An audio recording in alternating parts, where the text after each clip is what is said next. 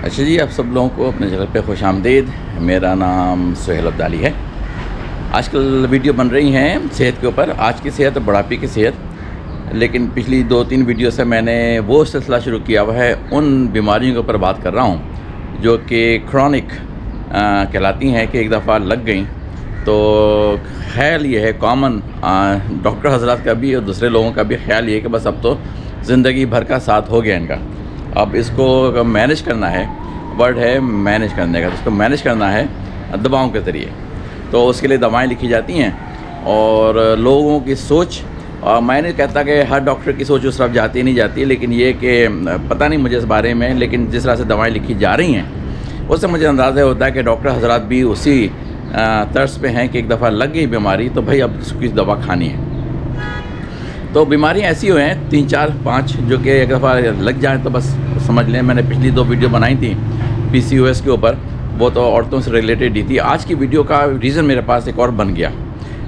एक जानने वाली की एक और रिश्तेदार, जानने वाली की एक रिश्तेदार लड़की, यंग लड़की तो क्या कह सकते हैं क्योंकि उसके 2 बच्चे थे, 3 साल और एक 3 साल से कम, लेकिन उसकी डेथ हो गई। तो जो जानने वाली थी उससे बात हो रही थी मेरी कि भाई क्या हुआ क्या नहीं हुआ, क्योंकि इतनी कम उम्री में हार्ट अटैक से मर जाना किसी का, तो बहुत ही अजीब सी बात थी। मेरे जहन में कुछ आइडियाज़ थे कि शायद ये वजह हो, शायद वो वजह हो। तो मैंने कुछ खंगाला, उसको खोज में लगा कि क्या वजह। ये नहीं कि मुझे उसकी प्राइवेट लाइफ के बारे में जानने का शौक़ था, बल्कि मैं जानना चाह रहा था कि पाकिस्तान में क्या क्या चीज़ें होती हैं और किस तरह से लोग अपनी ज़िंदगी खो देते हैं। तो गरीब घराने की लड़की थी, औरत थी वो।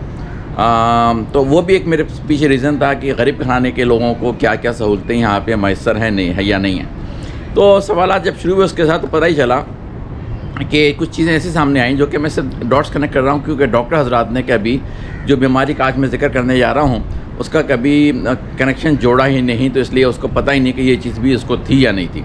कोई टेस्ट वगैरह उसके उस तरफ नहीं हुए। पहला उसका सिम्टम ये सामने आई कि जी वो थकी हुई रहती थी। मैंने कहा अच्छा। फिर दूसरी सिम्टम, ये कुछ सालों में चला है मामला। दूसरी सिम्टम ये आई कि उसकी आई साइड ख़राब हो गई थी बहुत ज़्यादा, तो एकदम से कोई वजह समझ में नहीं आई, लेकिन आई साइड भी हो गई। तो उस पर डॉक्टर ने उसका सेपरेट इलाज किया। आई साइड के ऊपर शायद सर्जरी वगैरह करवाई गई उसकी सही करने के लिए।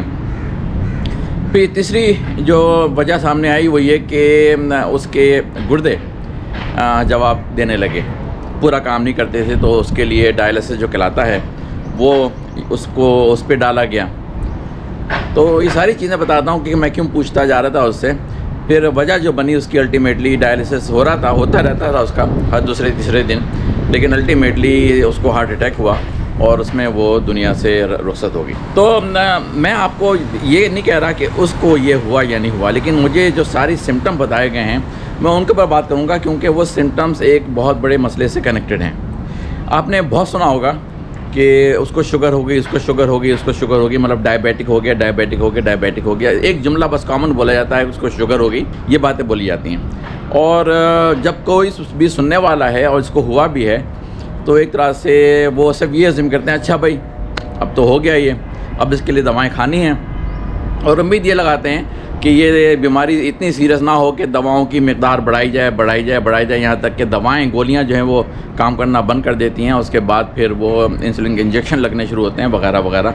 तो डायबिटिक और शुगर, उसको ज़्यादातर लोग एकदम से सुनते ही शुगर और डायबिटिक, चीनी, तो एक ही ज़ोर होता है कि चीनी रोक दो, चीनी ख़त्म कर दो, मतलब अब आप चीनी का इस्तेमाल आप नहीं कर सकते।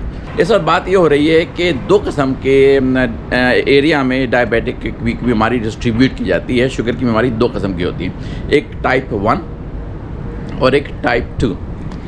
अच्छा जी, टाइप 1 का जो मसला है उसके बारे में बहुत कम बोलूँगा, क्योंकि वो ऐसा मसला है कि वो किसी वजह से, अभी तक पता नहीं चली क्या वजह, किसी वजह से वो आपके अंदर नहीं होता कि इस वजह से ये, उस वजह से ये, उस वजह से। टाइप 2 के बारे में बहुत ज़्यादा मालूमात हो चुकी जमा कि किस वजह से, लेकिन टाइप 1 के बारे में नहीं होती। और अक्सर लोगों के बारे में कहा जाता है कि कम उम्री में हो जाती है टाइप 1।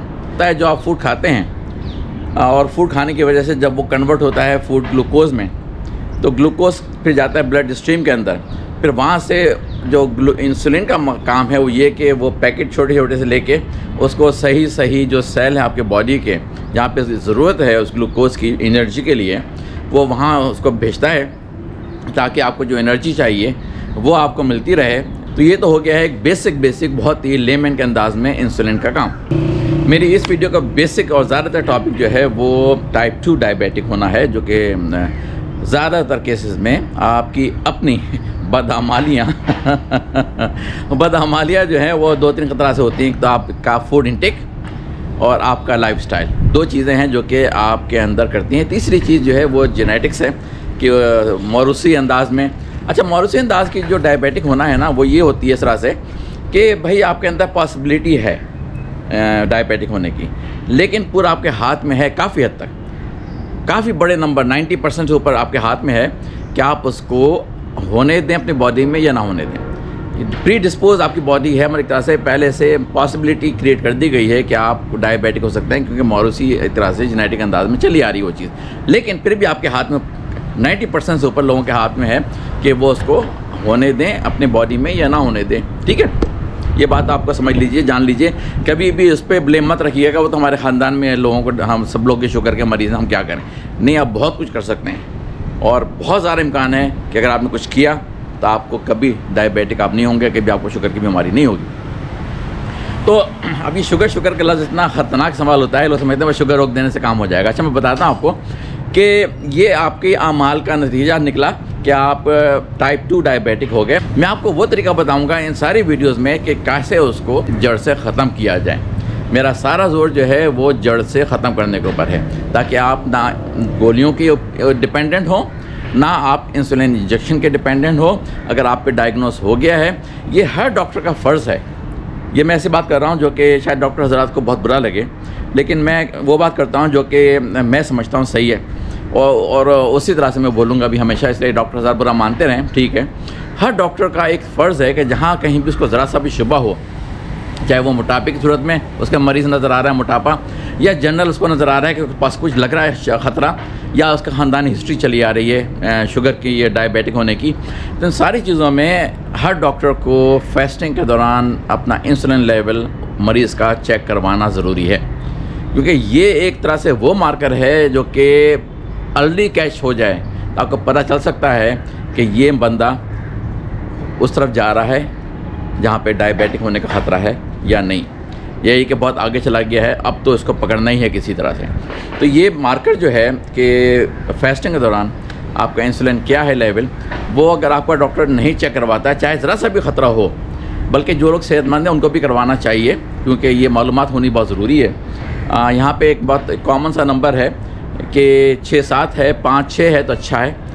5 एक नंबर है जो कि अच्छा है, 5 से ऊपर जाए तो ख़तरा बढ़ना शुरू होता है। हल्की हल्की घंटी बजनी शुरू होती है 6 से 7, 7 से 8, और ज़्यादा तेज़ घंटी बजनी शुरू हो जाती है 9 पे, और ज़्यादा सीरियस मामला हो जाता है।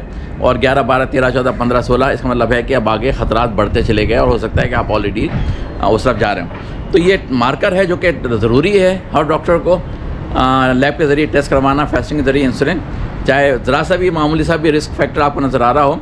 अभी मैंने इस तमीद बांधी है इसके ऊपर डायबिटिक होने के बाद, शुगर होने का अगर आपको हो चुकी या आपको ख़तरा लग रहा है कि आपके बैली के अराउंड फैट जमा हो गया काफ़ी, तो वो सबसे पहला मार्कर होता है विजुअली। तो आप अपने डॉक्टर से इंसिस्ट करें कि मेरा इंसुलिन लेवल चेक करवाओ फास्टिंग के दौरान, इंसिस्ट करें, क्योंकि वो मालूम होना बहुत ज़रूरी है। वहाँ से फिर आगे की बातें चलती हैं। अच्छा जी, मैं इसको यहाँ रुक रहा हूँ कि बहुत लंबी, अगर मैंने पूरी सारी जो इंसुलिन और ग्लूकोज और डायबिटिक टाइप 2 सारी बातें अभी बताई और किस तरह बचना है, तो ये वीडियो तो हो जाएगी घंटे की। मैं इसको छोटे छोटे सेक्शन में बनाऊंगा, तो अगले दिन का इंतजार कीजिए, अगली वीडियो का इंतजार कीजिए, जिसमें कि मैं और मज़ीद मालूमात अगले स्टेप की आपको दूंगा कि फिर लोग क्या करते हैं, किस तरह से शुरू होती है जिस्म के अंदर। अभी तो मैंने आपको बता दी कि इसके ख़तरनाक असरात क्या हैं, लेकिन ये जो है टाइप 2 ये बहुत बड़ी तादाद है और बहुत बड़ी तेज़ी के साथ ये तादाद पूरी दुनिया में अलार्मिंग हद तक बढ़ती जा रही है। उसकी वजूहत भी हैं और वजूहत के ऊपर अगली वीडियो में बात होगी, ताकि आपको समझ में आए कि आप क्या कर रहे हैं और आप किस तरह से टाइप 2 डायबिटिक को अपने अंदर इनवाइट कर रहे हैं। बहुत मैंने ख़तरनाक जुमला बोला है कि आप खुद अपने अंदर इनवाइट कर रहे हैं। तो किस तरह से इनवाइट कर रहे हैं, इसके लिए आप अगली वीडियो देखिएगा, ताकि मज़ीद मैं आपको मालूमात दे सकूँ। चलिए जी, अगली वीडियो तक के लिए फिर खुदा हाफिज़।